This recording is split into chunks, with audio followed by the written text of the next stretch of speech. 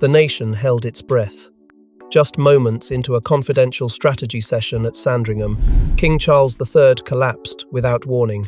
No cameras, no staff beyond his inner circle. Now, the palace scrambles to maintain calm, while insiders whisper of a deeper truth behind the king's sudden medical emergency. Before we go deeper into what this really means for the royal family, make sure to subscribe so you don't miss a single update. It began as a standard closed-door meeting, or so it appeared. Only 3 senior aides were present, figures long trusted by the king, chosen not just for their loyalty, but for their silence. No press, no advisors from the Queen's camp, and notably, no other members of the royal family. The agenda of the meeting remains classified, but sources within the palace confirm Charles entered the room holding a sealed folder marked with his personal royal cipher. Moments later, he collapsed. The reaction was swift but secretive. A royal physician was summoned through a private line, one known only to a handful of people. Palace staff were immediately removed from the surrounding hallways. And those 3 aides, they've not spoken publicly, nor have they appeared on camera since. The gravity of the moment wasn't lost on those nearby. Paramedics were not dispatched through normal channels, and the king was not transported to any hospital in London. Instead, he was kept inside Sandringham under heavy security. Why? That question now haunts not just the press corps, but members of the royal family themselves. What was so sensitive, so destabilizing, that his location had to remain secret? Emergency protocol was enacted, but the official statement was conspicuously delayed, raising even more alarms across government offices and global media. Compounding the mystery, whispers began to circulate about the true purpose of that meeting. One insider claims Charles was preparing to sign off on a confidential shift in royal delegation, a move that would have repercussions for succession, authority, and possibly Queen Camilla's role in future planning. He was described as visibly tense, his hands trembling slightly before the collapse. But perhaps most chilling of all was the report that, in the immediate chaos following his fall, one of the aides quietly slipped the sealed folder from the king's grasp and exited the room with it. That folder has not been seen since. Even among the tightly controlled machinery of the monarchy, this level of secrecy is rare. The few people who know what truly happened have gone completely silent. But this wasn't just a health scare. What King Charles had in his possession before collapsing would shake the monarchy at its foundations. As the king was carried out on a stretcher, one thing remained behind an envelope sealed with the monarch's private insignia, now missing. According to insiders, it contained plans that could have restructured the royal succession forever. Who took it, and why? The silence inside Sandringham grew louder with every passing minute after the collapse. But while medics rushed to stabilize King Charles and his aides swore to secrecy, the real storm was already forming around the object left behind a sealed envelope that the king himself had reportedly placed beside him on the table before the incident.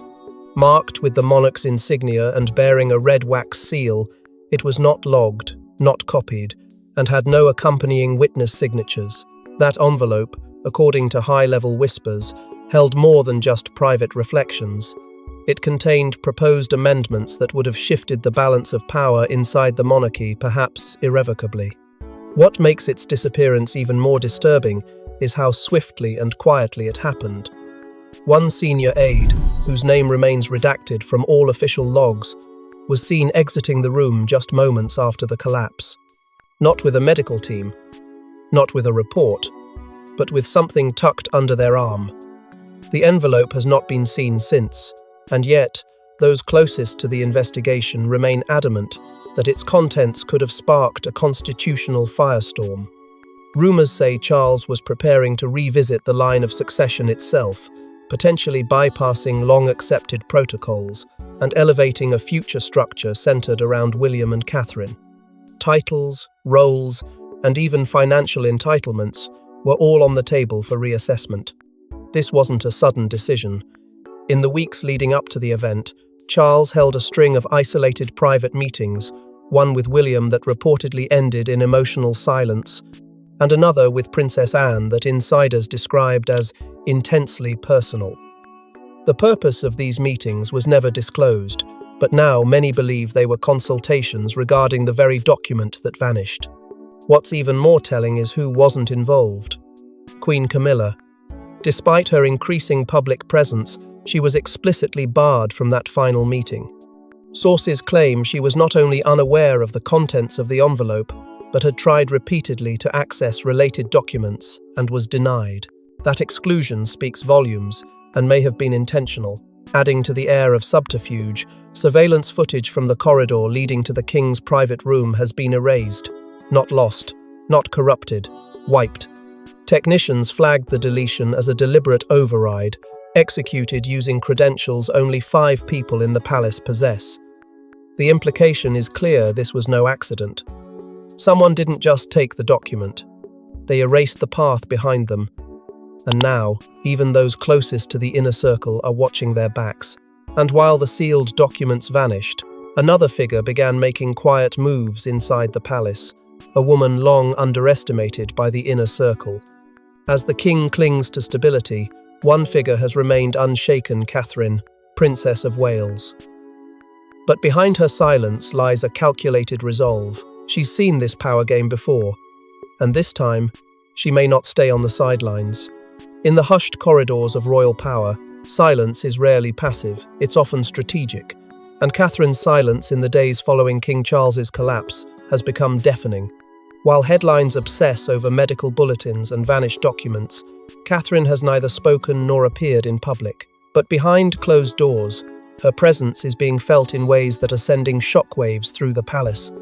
According to several senior aides, she has been quietly convening private briefings, gathering intelligence, and mapping the factions rising within the royal household. Those closest to her say she isn't just observing this crisis, she's preparing for what comes next. And she's doing it with a calmness that unnerves even the most seasoned courtiers. Her quiet visits to Charles's bedside have remained unrecorded, unphotographed, and unconfirmed. Yet insiders are adamant. Catherine has been there, not for optics, not for sympathy, but for strategy. One palace source revealed that during one of those visits, a confidential briefing folder was shown to her, an early draft of the very document now missing. What she read reportedly left her expressionless, but behind the stillness, she understood its implications all too clearly. The draft didn't just realign power, it exposed the careful encroachment of Camilla's allies into roles once reserved for the future queen. And if it had been signed, it would have rendered Camilla's sphere of influence permanent unless someone stopped it. That someone, it seems, might be Catherine. In recent weeks, William and Catherine have ceased operating as individuals. Every move now appears coordinated, deliberate, and sharpened by purpose. Palace aides describe their dynamic as a united front, not just emotionally, but politically. Catherine has reportedly told one of her most trusted aides, "If he falls, we stand ready." It wasn't said with arrogance. It was said with weight, with an understanding that the monarchy may be teetering on the edge of something irreversible, and that they may be called upon to lead not by choice, but by necessity. Yet that rising confidence hasn't come without resistance. Senior courtiers with long-standing loyalties to Camilla have begun pushing back, subtly undermining Catherine's position through whispered doubts and procedural delays. But unlike the early days of her royal journey, Catherine no longer flinches in the face of doubt. She has watched this game for over a decade, learned its rhythms, and endured its cruelties. This time, she's not just a participant in the narrative, she may be its author. And even those who underestimated her before are now recalculating their allegiance. But the real shift came not from within the palace walls, but from across the Atlantic, where one exiled royal made a move no one saw coming. Within hours of the king's collapse, Prince Harry made a direct call to Buckingham Palace.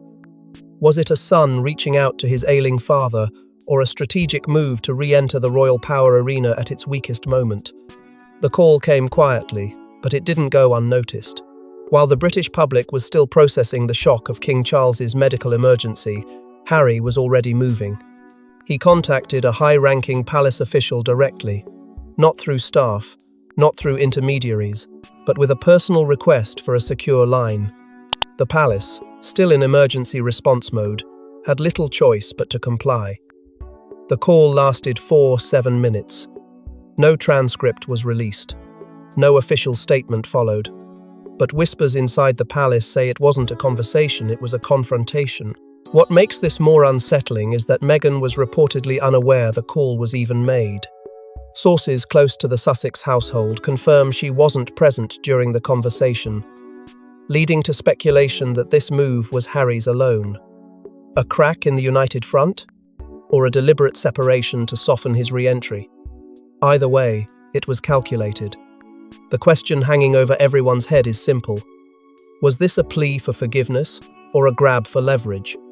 The leak came not from inside Buckingham, but from an aide stationed at Windsor who allegedly overheard portions of the aftermath. According to them, Harry's tone was described as measured but forceful. He asked pointed questions. He offered little emotion. And when the call ended, the palace entered lockdown on all outgoing communications, suggesting what had been discussed wasn't just personal, but political. William, upon learning of the call, was reportedly livid. Not because Harry had reached out, but because he hadn't been consulted. To him, it was more than a breach of protocol, it was a direct encroachment. In the wake of the king's collapse, control of the monarchy's messaging had become a tightly guarded operation, and any unsanctioned contact, especially from an estranged family member, was viewed as a threat to that stability. The brothers, already fractured, now stood on the brink of something far more volatile. Royal security, sensing a potential reawakening of old networks, has begun tracking renewed lines of communication. Former aides, once loyal to the Sussexes, are back in the conversation. Some have been seen near royal residences. Others have gone completely silent, refusing to respond to media inquiries or internal calls. The palace knows what this could mean. This isn't just about one phone call. It's about influence, legacy, and timing. And Harry chose his moment well, just as the crown found itself vulnerable. Back at the palace, as doctors kept the king under surveillance, Queen Camilla made a move of her own, one that could permanently fracture the family. She was excluded from the room when Charles fell, but she wasn't staying in the dark. In a rare private showdown, Queen Camilla cornered the king's inner circle and issued a chilling ultimatum. "Honor the plan we agreed on, or I go public." Camilla's silence didn't last long. Within hours of the king's collapse, she stormed into the private quarters of Buckingham Palace, bypassing traditional channels, demanding answers, and receiving none. She had not been summoned to Sandringham. She had not been told of the meeting's contents. She had not even been listed in the chain of communication once Charles hit the floor. And to Camilla, that wasn't just a snub, it was a betrayal. She confronted senior aides behind closed doors, insisting she be briefed immediately on what had transpired, particularly on the nature of the documents Charles had with him. When she was met with deflection, her tone shifted. This wasn't a request. It was a warning. She knew something was being kept from her. The sealed document, now missing, was rumoured to alter roles and titles, perhaps even her own standing. And Camilla, never one to yield without a fight, demanded access. When her demands were denied, she retaliated with threats, subtle but unmistakable. Reports emerged from within the palace that Camilla referenced private, handwritten letters exchanged between her and Charles. Letters she hinted could reshape public understanding of their relationship. Letters that, if released, would not only destabilize the family's internal image, but also reignite questions long buried beneath royal decorum. It wasn't just words, either. Camilla's network began to activate. Quietly, but deliberately, leaks started appearing in the press. Anonymous sources suggested Charles had been under pressure, that he had been isolated in his final decisions, and that certain members of the family, namely William and Catherine, were positioning themselves for a premature shift in power. These weren't random whispers. They were calculated landmines, designed to frame Camilla as the loyal wife cast aside by an ambitious younger generation. Inside Parliament, members aligned with Camilla began echoing calls for transparency. They questioned the silence surrounding the king's condition. They hinted at constitutional overreach, They called for clarity about the line of succession. It wasn't an attack on William outright, it was something more dangerous. A campaign to erode the public's certainty about who was truly in charge. Tensions escalated behind palace walls, culminating in a heated hallway encounter between Camilla and Princess Anne. Witnesses say words were exchanged that should never be spoken between senior royals. Camilla accused Anne of orchestrating her exclusion. Anne, unshaken, warned Camilla not to weaponize the past. But Camilla's message was clear: she would not be pushed aside without a reckoning. Royal communications staff, already stretched thin from managing conflicting messages, found themselves in a crisis of loyalty. Half turned to William's team for guidance. The rest waited to see how far Camilla was willing to go. But it would be Princess Anne, loyal, unyielding, and feared behind closed doors, who would bring forward a truth even more damning than Camilla's threats. For years, she stayed quiet. But now, Princess Anne is done watching from the shadows. In a private letter delivered to the Royal Council, Anne revealed what really happened in the meeting before Charles collapsed, and the names of those who knew. The letter arrived in an unmarked envelope, hand-delivered by a trusted emissary at dawn. No public record, no digital trace, just Anne's seal and a message the council couldn't ignore. For a woman known for her discipline, restraint, and fierce loyalty to the crown, the decision to speak at all marked a turning point. And what she said didn't just confirm suspicions, it detonated them. In calm but forceful language, Anne laid out a timeline that painted the king's collapse not as a sudden tragedy, but as a moment accelerated by palace betrayal. She confirmed that Charles had been preparing a formal shift in royal delegation, a transition designed to cement William and Catherine as the operational future of the monarchy. It wasn't ceremonial, it was structural. And the changes were days from being enacted. The new arrangement would have quietly repositioned Camilla, not humiliated her, but reduced her symbolic influence, reassigning key patronages, dialing back public exposure, and consolidating narrative control under William's communication team. Anne did not sugarcoat it. The plan had enemies. And those enemies weren't external. They were embedded deep within the institution itself. According to Anne, Charles had confided fears about forces within the royal machine that were actively undermining the monarchy's forward direction. The kind that didn't shout, it whispered. And in those whispers, Anne had identified names. Perhaps the most shocking revelation was the date of the letter 2 full days before Charles's collapse. That detail alone changed everything. Anne knew something was coming. She didn't know when or how, but she knew the pressure around Charles was reaching a dangerous pitch. Her words didn't accuse, they documented. She listed meetings, interactions, conflicting memos. She named an aide, one who had extraordinary access, who was present in the room when Charles collapsed, and who, by the time the letter was read, had completely vanished from public view. Not reassigned, not retired, gone. Anne's move was deliberate. She didn't speak out to stir chaos. She did it to leave a trail. If Charles could no longer speak for himself, then someone had to ensure his final intent wasn't rewritten behind gilded doors. Those who read the letter were visibly shaken. It wasn't just the revelations, it was the cold clarity of it all. Anne wasn't speculating, she was declaring, and in doing so, she stepped into a role she had long avoided, the arbiter of royal truth. But as royal insiders scrambled to contain the fallout, the nation finally received what it had been waiting for, a palace statement. The palace finally broke its silence, but what it said was as alarming as what it didn't. In a carefully worded statement, officials denied nothing, confirmed little, and sent the UK press corps into a frenzy. What was this statement really trying to hide? After days of speculation, urgent whispers, and unconfirmed leaks, the public finally got what it had been waiting for, a statement from Buckingham Palace. But instead of clarity, it delivered controlled ambiguity. In just under 200 words, the palace referred to the king's condition as a medical distress event, carefully avoiding the word that echoed through every media outlet: collapse. The omission was intentional, and it set the tone for the rest of the message. There was no mention of his consciousness, No reference to where he was being treated, and most glaringly, no indication of when or if Charles would return to his royal duties. The absence of a timeline wasn't just unusual, it was destabilizing.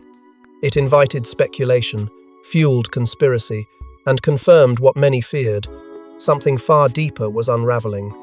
The language of the statement felt familiar to those who had lived through past royal crises.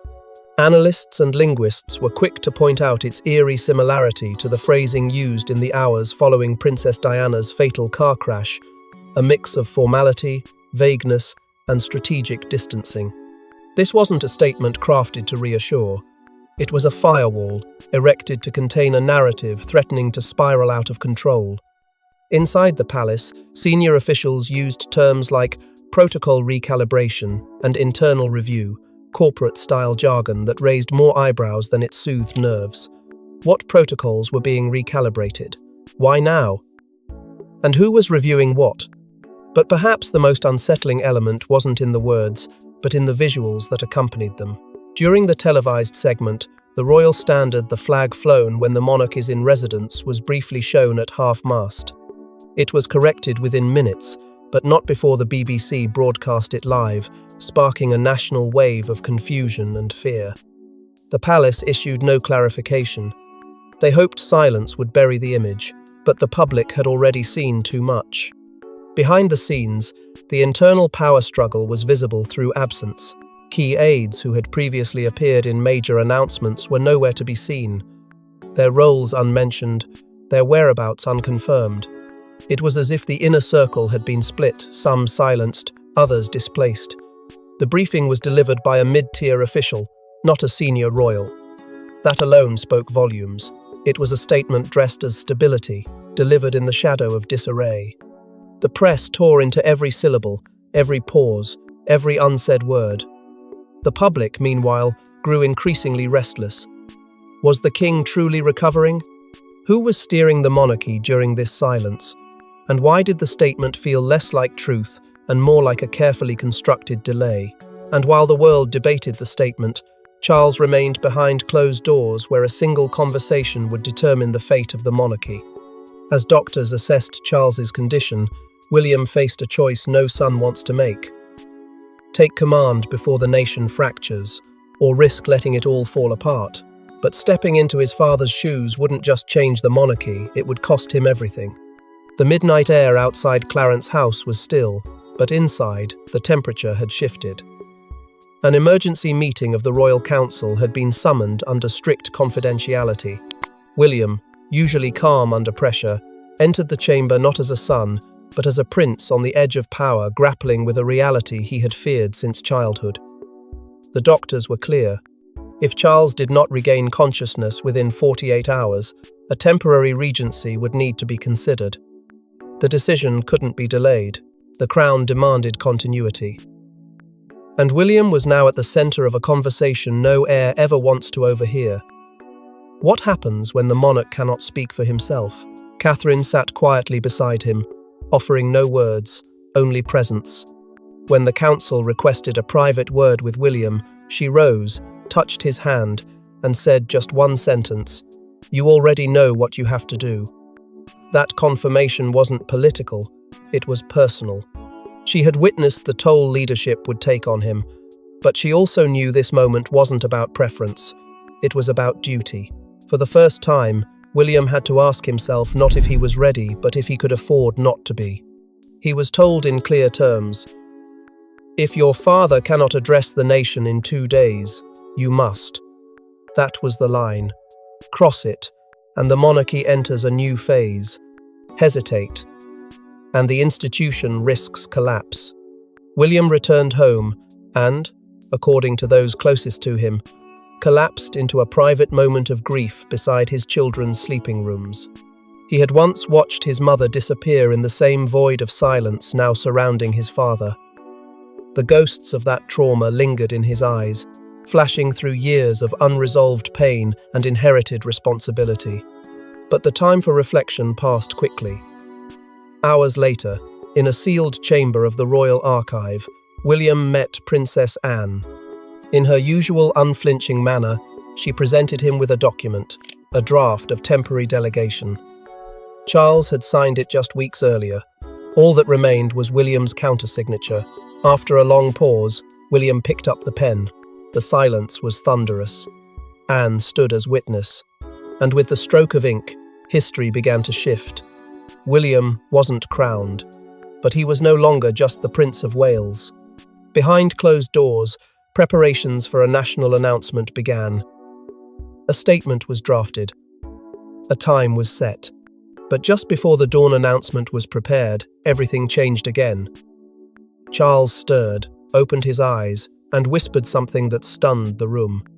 He hadn't spoken in nearly 2 days. But when Charles finally opened his eyes, he didn't ask for Camilla or William. His whispered words were shocking, deliberate, and filled with meaning. At precisely 4:17 a.m., a subtle shift broke the tense silence surrounding the monarch's private suite. One of the attending physicians noted a faint movement. Moments later, King Charles opened his eyes, not confused, not groggy, but focused. The stillness in the room collapsed under the weight of his gaze. Advisors and medical staff rushed to his side, but he raised a single hand, halting them before they could speak. Then, with the last of his breath, he uttered the phrase that would send Buckingham Palace into chaos. "It's not over. Find the red folder." No one in the room had been briefed on such a folder, but the way he said it with sharp precision and unmistakable clarity made it impossible to ignore. Panic turned into action. Aides scrambled through secure archives, private cabinets, and off-site vaults, searching for any clue that could point to the folder's existence. But it wasn't listed. It wasn't logged. It had no known protocol number. That, in itself, raised alarms. Royal documentation is catalogued with almost obsessive detail, yet this red folder, if it existed, had been kept completely off record. Whispers began to circulate that it might contain Charles's final directive on succession, a contingency plan crafted during his most private consultations. If true, this single folder could confirm, contradict, or completely upend the quiet transfer of power that had been building in the days since his collapse. Within minutes of the king's whisper, 3 calls were made, each of them urgent, each of them confidential. Camilla was first. Her voice, according to one aide, cracked with disbelief. Then Catherine, whose response was reportedly cold, clipped, and measured, already anticipating the next move. Finally, Princess Anne, who didn't speak more than a sentence. Whatever was said on those calls, it triggered immediate consequences. Entire sections of the palace were closed off. Communications staff were removed from their offices. Internal digital systems went into lockdown. Someone, somewhere, didn't want the red folder found, or worse, didn't want it opened. By sunrise, what had been a health crisis had morphed into a power crisis. Senior officials refused to speak on the record. William cancelled 2 appearances without explanation, and media speculation exploded. But beneath the surface, everyone inside the palace was asking the same question. What did Charles mean by, "It's not over"? Did he fear betrayal? Had someone already acted against his final wishes? Or was he warning them that the real danger hadn't yet begun? The red folder had become the monarchy's new obsession, and its absence wasn't just suspicious, it was dangerous. Because inside that mystery, buried within a line of red leather and sealed royal parchment, lay the final intentions of a king whose silence had ended, but whose words had only just begun to unravel the truth. And as the red folder becomes the new obsession within the palace, one truth emerges. Charles's collapse wasn't an end, it was the beginning of a royal reckoning unlike any in modern history. Thanks for watching. Don't forget to like and subscribe, and we will see you in the next one.